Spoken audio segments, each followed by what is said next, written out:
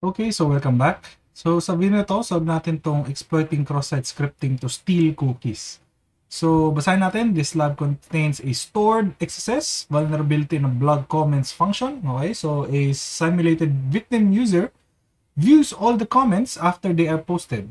So to solve the lab, exploit the vulnerability to exfiltrate the victim session cookie, then use this cookie to impersonate the victim.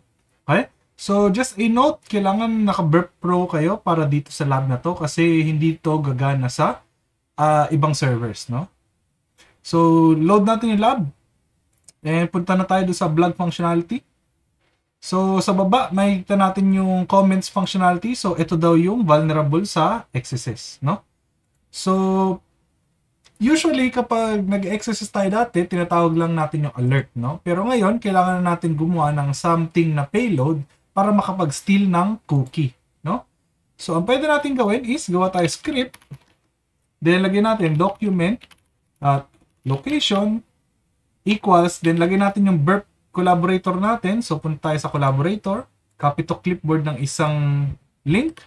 Okay? So, ayan yung ating link. Lagyan natin ng http :// Then, lagyan natin ng some parameter. Let's say, jlearnph plus document.cookie.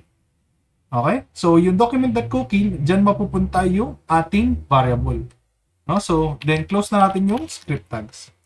And don't forget pala, lagay tayo ng equal symbol dito. No? So, ang mangyari, jlearnph plus yung cookie nung mag-visit na victim. No?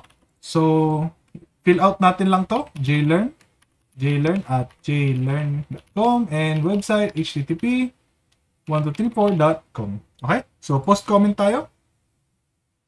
Tignan natin kung maglo-load ba yung ating XSS.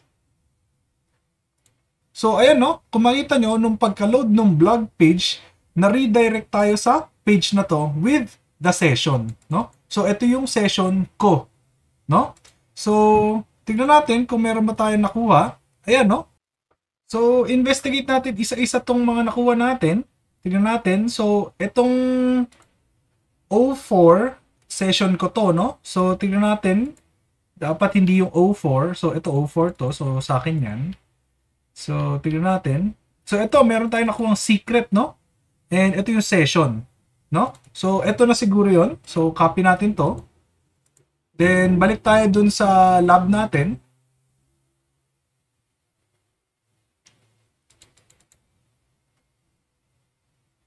And punta tayo sa cookie natin. So, F12 tayo. Punta tayo sa application. And punta tayo dito sa cookie. And ayan yung session natin, no? Yung O4. So, lagay natin yung bagong session na nakuha natin. And refresh natin yung page. So, ayan. Nasolve na natin yung lab. Punta tayo ngayon sa My Account. And administrator na tayo. Okay? So, I hope na-gets nyo itong video nito. And see you in the next video.